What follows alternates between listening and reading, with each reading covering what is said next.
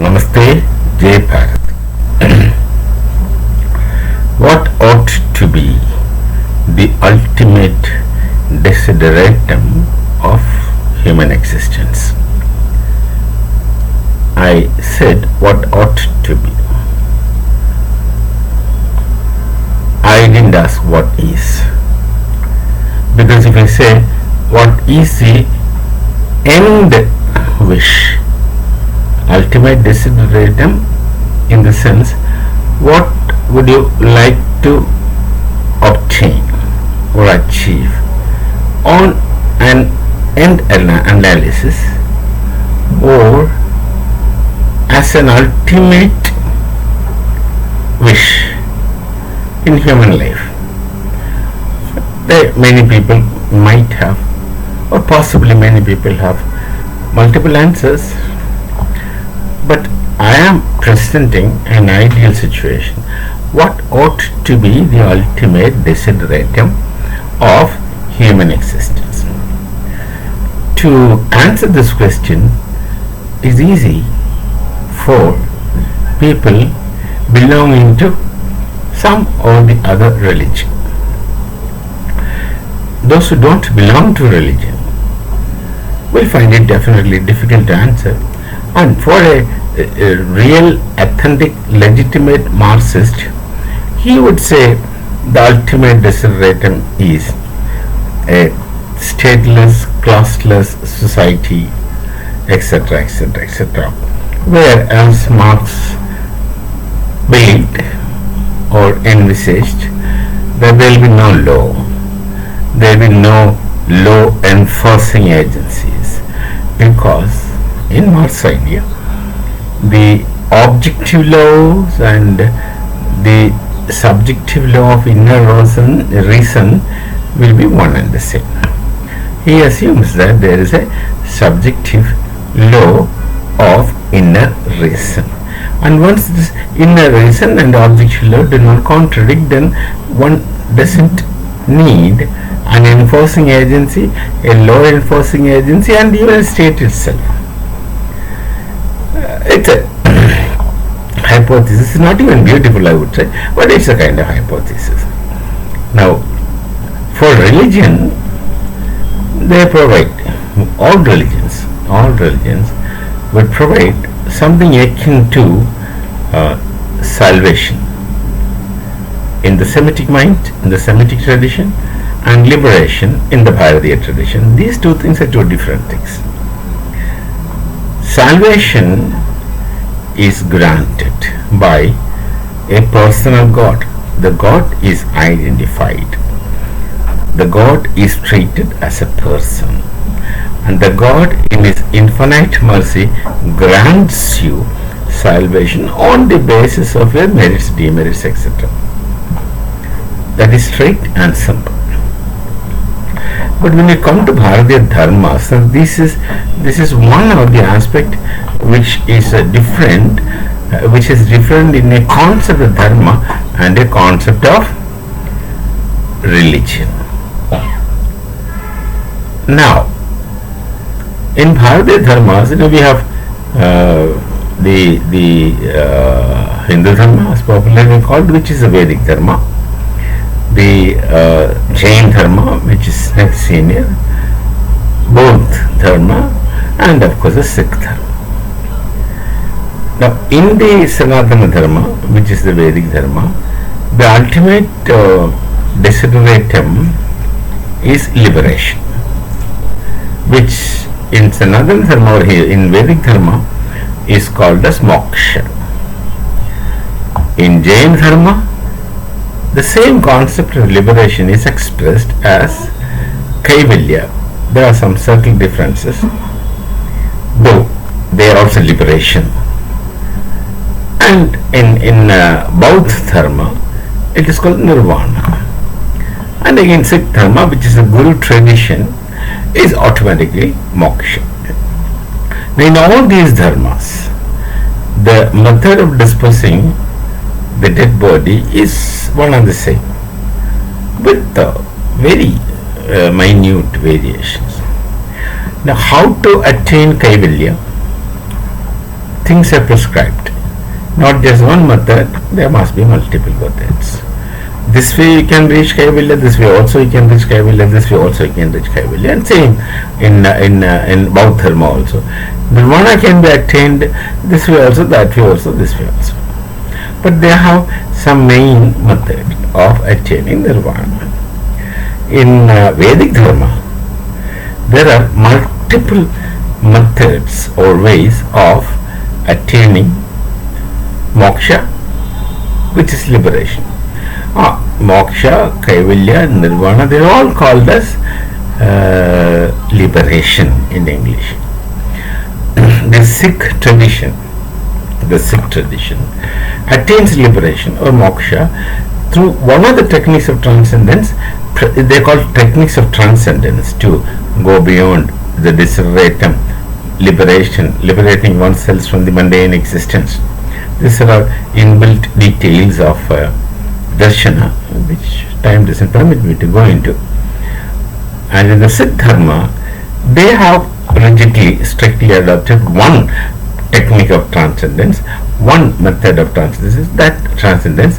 That is the following Guru Parampara. And Sikhs are not the only ones who follow Guru Parampara. There are many in Bharatiya tradition following Guru Parampara in many ways of past or present, and also they will continue in the future in different parts of Bharatvarsha from time to time. We, for convenience, we call them as sampradayas. Every sampradaya is unique, and every sampradaya is correct, and every sampradaya is right in itself. Once you belong to one sampradaya, you follow that, and that's absolutely perfect and right. Nobody would attempt to evaluate one sampradaya with the from another sampradaya, which will be inappropriate, and no sensible person would ever do it. Now, what are the sampradayas? Now, for the Semitic traditions, salvation is to enter the heaven. Simple terms. Heaven is a place where people's doings and undoings are evaluated, or they are put in a place of comfort. Those who offended the God is also almighty for them, is sent to hell. And in a simple expression, hell is a place where one is tortured permanently, and heaven is a place where one is living in possible luxuries as man normally can envisage. That's it.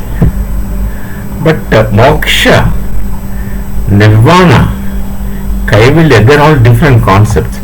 We don't aspire to go to heaven, because we have a concept of swarga, which of course is not heaven as is understood in the Semitic tradition. The swarga is Devloka, where the Devi Devtas are living, and that's all. We may go there as guest artists or for time being, but no one really goes there permanently as human beings are concerned. We don't have time to go into these details. There is no intricacies, there is no complications, there is no confusions. Everything is very, very clear. Point to point, we can make clarity further, very clear. So I would just sum up as fast as possible. So attaining moksha is to, again I would try to reduce the whole thing into smaller discussions. Attaining moksha is to go back to the place from where you have come. That is the ultimate reality.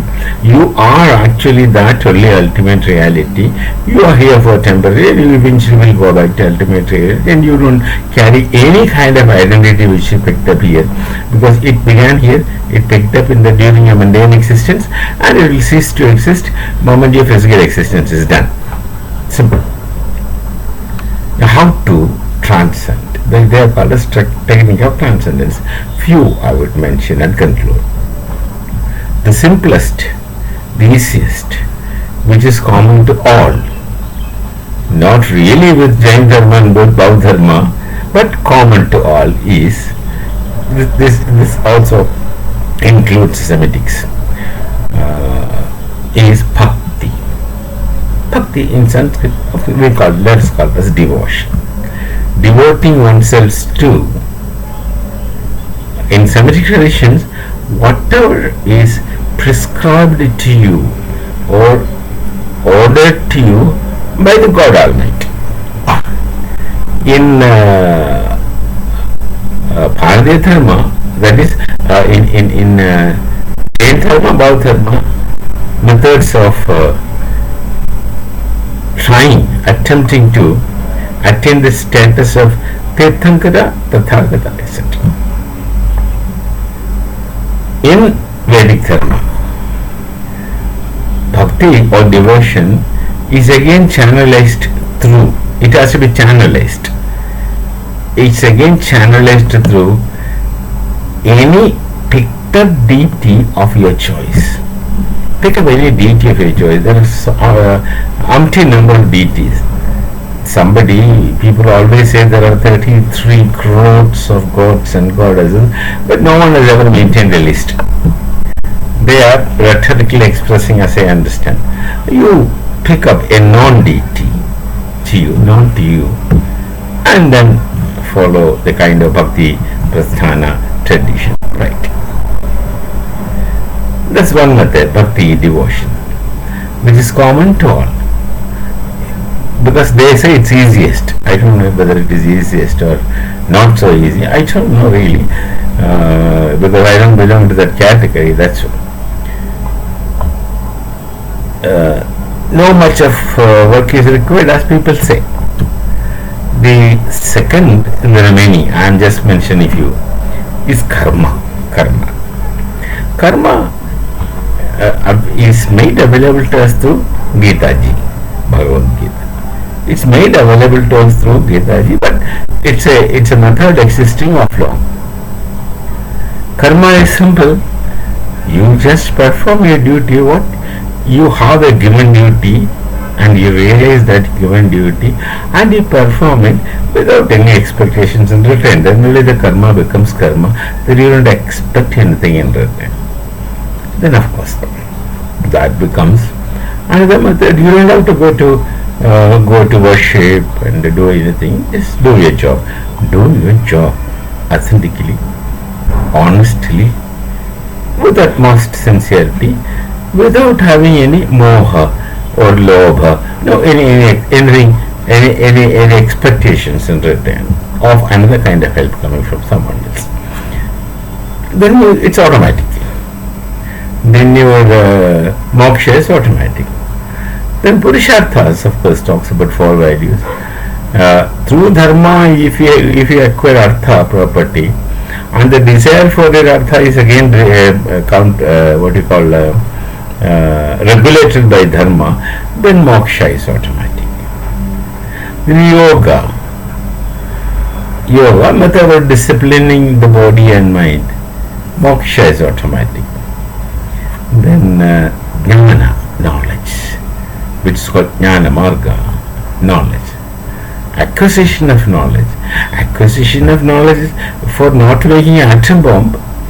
Acquisition of knowledge for the welfare of the cosmos, not simply human alone or living beings alone, but the entire cosmos.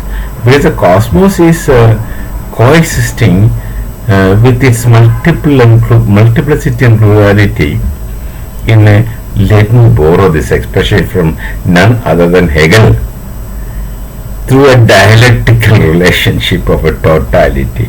I just borrowed it from Hegel. The dialectical interconnectivity of the multiple and plural in the totality. So, your knowledge should be beneficial or useful to the cosmos, which includes all of us. Then of course Tantra. Tantra is an interesting method. People think it's a negative method, but then it's really not negative. See, in all the methods of transcendence, something which is common to all methods is that you have to exercise control of your sense organs. The sense organs, five indriyas, panchendriyas, five sense organs, they report things to you. This is again, I borrowed this expression from Friedrich Nietzsche, another German philosopher. And the sense organs would lure you into things, but the sense organs must be controlled. It should be controlled explosion. In the sense, the sense organs should not be let loose. They should be under positive control. That is called controlling, mastery over sense organs. In all methods, one of the so the fundamental requirement is that you must master the sense organs. Then only you can go for any method, whatever it is, whether it is bhakti or yoga or karma or jnana, anything. But Tantra, I would say, is its opposite. Like Friedrich Nietzsche, I just quoted him. Like Friedrich Nietzsche, he says, what harm sense organs do? They are innocent things, poor things. They merely report phenomenal world to you. Sense organs are not the villain. They merely report the phenomenal world to you. They are not doing harm. He's right also. He's right also. Our ancestors are also right. You have to control mastery over sense organs when yourself, for the people of Bharat will call us Atma or soul, yourself is dragged into something luring. Okay. Mastery over sense organs. Now the question is, if you are a conscious man, and I am just saying that, if you are a sensible person, if you are a conscious person, or if you are an authentically existing human being, borrowing from Sartre, if you are an authentically existing human beings, then what will happen if you let your sense organs loose instead of controlling them every time? And this is a negative method. Something which later the people, Popper etc. adopted. Reduction adapts to the method. So, what will happen if you let your sense organs free? If you are an authentically existing human being, in Sanskrit we just say, if you are an Arya, Arya means the one that's given positive connotative qualities. If you are an Arya, if you are an authentically existing human being, then it will take no time for your sense organs to realize the futility after which the sense organs run.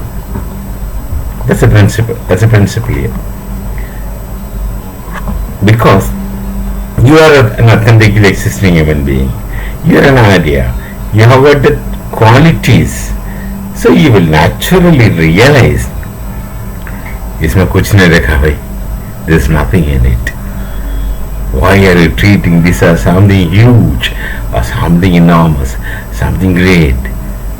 It's something like an onion peel, Ernest Hemingway. Who said that? It's something like an onion peel. There is nothing in it. So to realize that, you must be very sensible. In one word, as I said, you must be an authentically existing human. So if you let your sense organs loose, all your sense organs will immediately realize the futility or waste of time and effort in the things after your sense organs initially lose you. Then what's the result? It's natural. You will transcend by yourselves. You just transcend. You'll be right on the path of moksha. That's why this negative method of technique of transcendence tantra is faster, quicker than all other methods.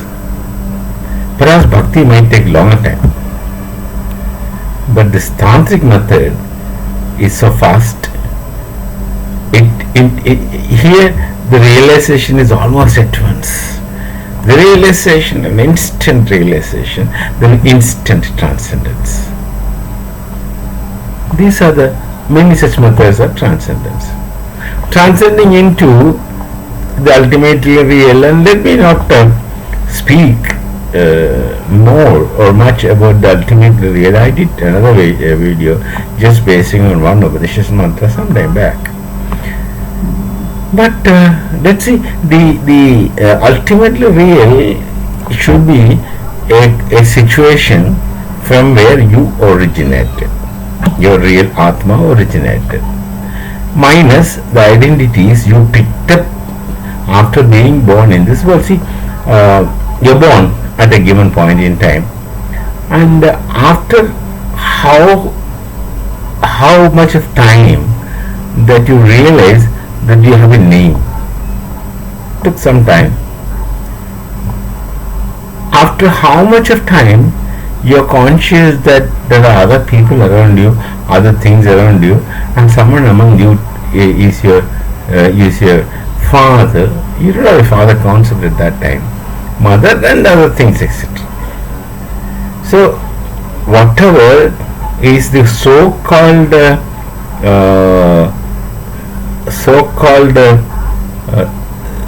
your identity, yes.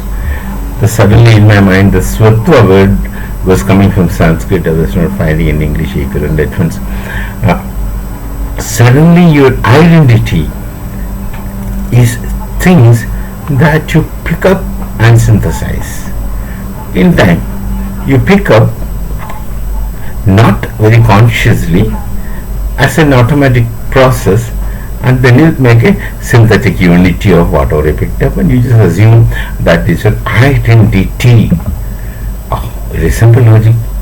Since they are picked up, they should be dropped here. You picked up after being born. So it's automatically, logically, you drop it the moment you leave. If the soul has any existence beyond this phenomenal world, or if it has come from some other source, it will have to go back to that source, and then you shun all the things, and all these things becomes waste. Tantra, your senses can realize it faster than any other methods. Then you know this is inevitable and you go. Apart from this, any person can create yet another method of transcendence which is not available as on now. So many people must have created multiple methods of transcendence. Multiple methods of transcendence. So many people must have created. And few only are available to us, or they are available to us, and we don't remember all of them. Some attract you, some don't, etc. So the techniques of transcendence are always flexible. I mean dynamic. Flexible is a wrong word. Dynamic. Ever evolving, becoming, and growing into anything new as time and space might demand, and time, space, and person might demand. So these things are dynamic methods. In other methods given, they are rather static. Especially it is so shallow in Semitic traditions, and so rigid, and also so compact and also so easy. You don't have to struggle much. And there are advantages and there are disadvantages with different things when you look at the things in a transcendental aspirant's manner. If you are an aspirant for transcendence, of course you will get a one method which best suits you, and that becomes the best for you. You don't have to look for anything else. But if it is possible for one to objectively analyze them. So till we meet again, let me Namaste, Jai Bharat, Jai Shri Ram.